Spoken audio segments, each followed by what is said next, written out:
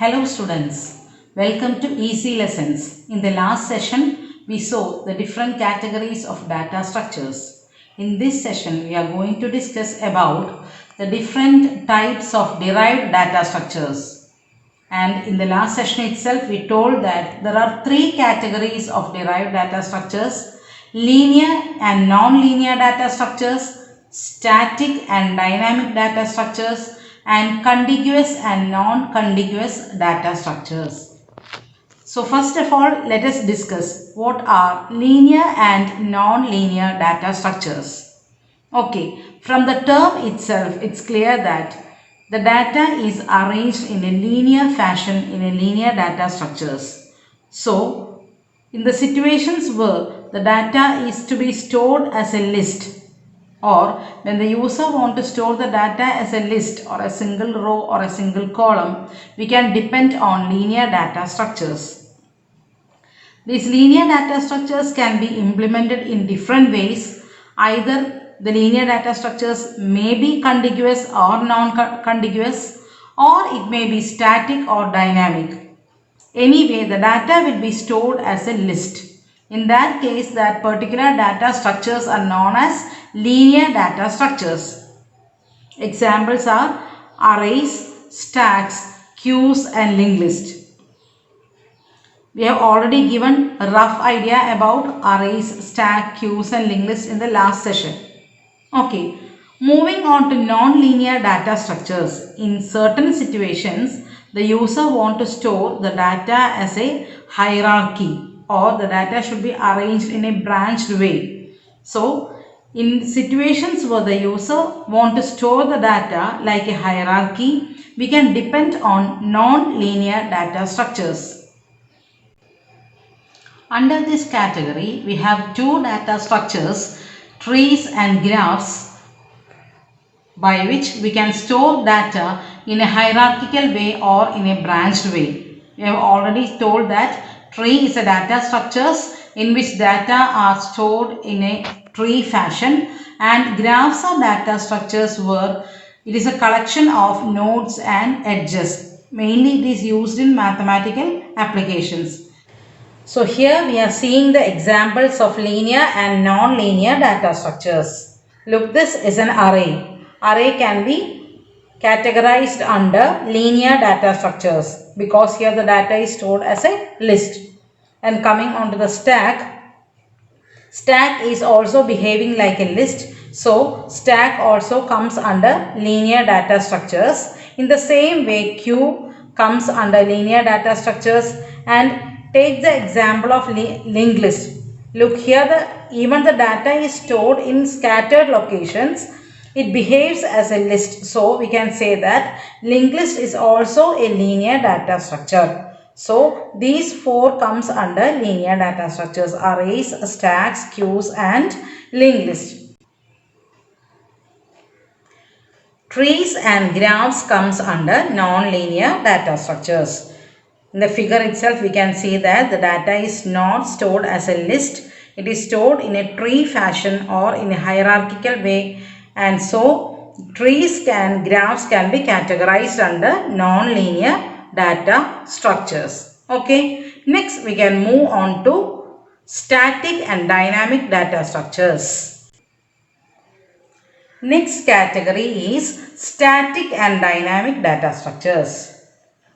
Before discussing about what is static and dynamic data structures, let us see the different memory allocation techniques. Mainly there are two memory allocation techniques: static memory allocation and dynamic memory allocation. What is memory allocation? Process of reserving memory for the variables in a program, isn't it? So, the memory allocation can be done in two ways: static memory allocation and dynamic memory allocation. This static memory allocation is otherwise known as compile time memory allocation, and dynamic memory allocation is otherwise known as runtime memory allocation. What is the difference between compile time and runtime memory allocation? In static memory allocation, we will be reserving memory, or we will be allocating memory during the compilation time itself. or the meaning of the word static is fixed. That means the memory allocation is fixed in the case of static memory allocation. For example, consider a small piece of code. Here I have written int a of 50. Here 50, the memory for 50 elements, that is 50 into 2 bytes will be allocated in advance. Okay, during the compilation time itself, 100 bytes will be allocated, and that memory allocation cannot be changed during the runtime. Okay, so during the runtime, if the user want to change the memory allocation, we can do that. For example, during the program execution, here we are reading the number of students, and suppose the user has given the number as 10. So the user wants to store only the details of 10 students. So we need only 10 elements in the array. That means only 20 bytes are required in actual scenario. But what will happen? The rest of the 40 elements, the space for the 40 elements will be kept as a waste. So one of the disadvantage of static memory allocation technique is that it leads to memory wastage. Okay, and another disadvantage is memory shortage. Memory shortage means if the user has entered the number as 100, we have only allocated element 50 memory elements. That means we have allocated only the memory for storing 50 elements. So the memory will not be enough for storing 100 elements. So the main disadvantage of static memory allocation is that it causes memory shortage or memory wastage, as the memory is already allocated during the compilation time itself. We cannot change the size during the runtime. So the during the runtime, if the user wants more memory, we cannot make any changes in it. That is a problem of static memory allocation. Hope you understood the concept of static memory allocation. Memory allocation which is fixed, which cannot be changed. That is static memory allocation. And so what is the difference of dynamic memory allocation? Dynamic memory allocation is otherwise known as runtime memory allocation. So the runtime memory allocation means the memory is allocated during the execution time or runtime. So as the memory is allocated during the runtime, the memory can be allocated according to the user's requirement. See, consider this small example. Here we have declared a small integer pointer a, and we are asking the user to enter the number of students. So during the compilation time, we are not allocating more elements. Only a pointer is declared. That means only 2 bytes are declared during the compilation time. And during the runtime, we are asking the user to enter the number of students. And when the user enters the number, suppose he has entered 20, then only we are allocating the memory. After collecting the requirement of the user only, we are allocating the memory. So what will happen? There will be no memory wastage or there will be no memory shortage, because when the user says that he wants 20 elements, here what will happen? Using a malloc function, we are allocating the space for storing 20 elements. If the user says he wants to store 100 elements, during the runtime only the space for 100 elements are allocated. So as the memory allocation is done according to the user's requirement during the runtime, it is known as dynamic memory allocation, and it is always good than static memory allocation. Okay, now we can look what are static and dynamic data structures. Okay, data structures in which static memory allocation is used are called as static data structures. That means in certain data structures, we will be using static memory allocation methods. So in a data structure, if you are using static memory allocation techniques, then that data structure is called as static data structures.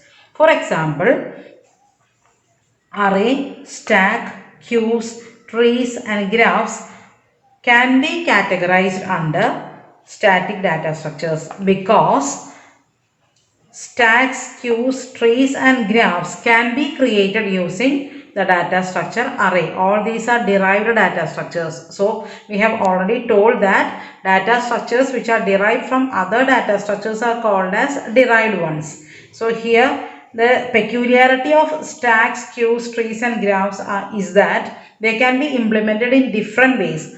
They can be created either using arrays or it can be created using linked list. So when a stack or a queue or tree or graphs are created using arrays using a static memory allocation method, then they are called as static data structures. And what are dynamic data structures? Data structures which uses runtime memory allocation methods are called as dynamic data structures. The best example of dynamic data structure is linked list because linked list cannot be implemented in a static way. It will always remain as a dynamic data structure. So linked list can be called as a pure dynamic data structures because it is completely implemented using pointers. Okay. So linked list is an example of dynamic data structures.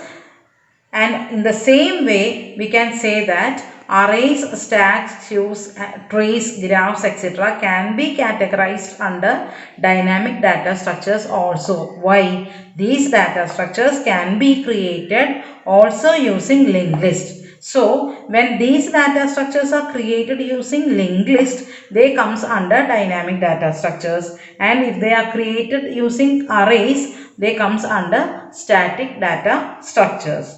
So, these are the second category of derived data structures, that is the static and dynamic data structures.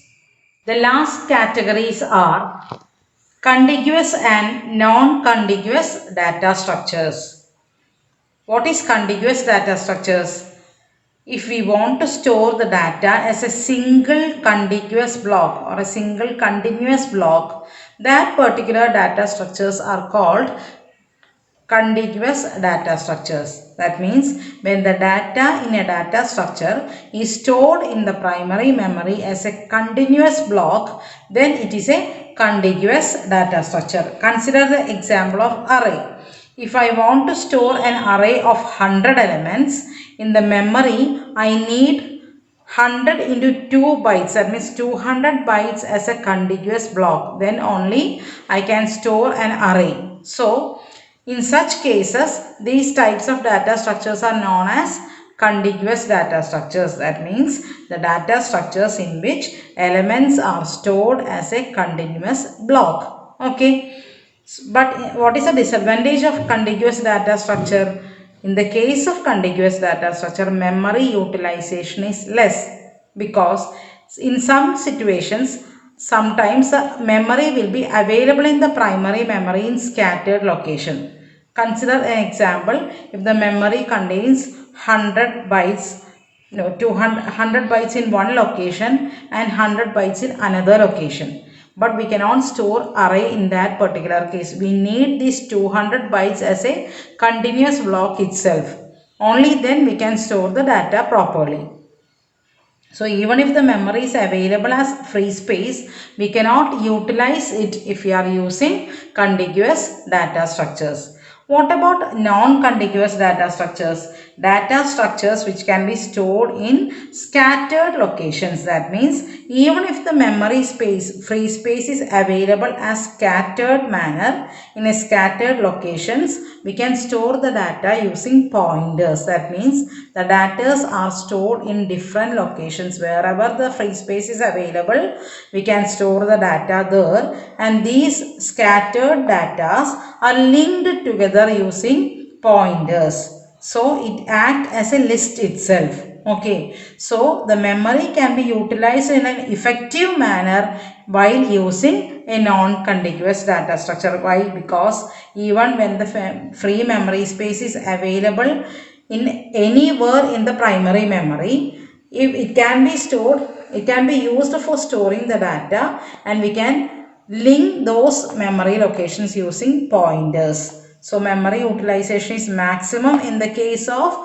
non-contiguous data structures, whereas memory utilization is very minimum in the case of contiguous data structures. Here comes an end to the types of derived data structures, that is linear and non-linear, derived and static and dynamic, contiguous and non-contiguous data structures. Hope you understood. Thank you for watching. Like, subscribe and share, and also give your valuable comments. Thank you.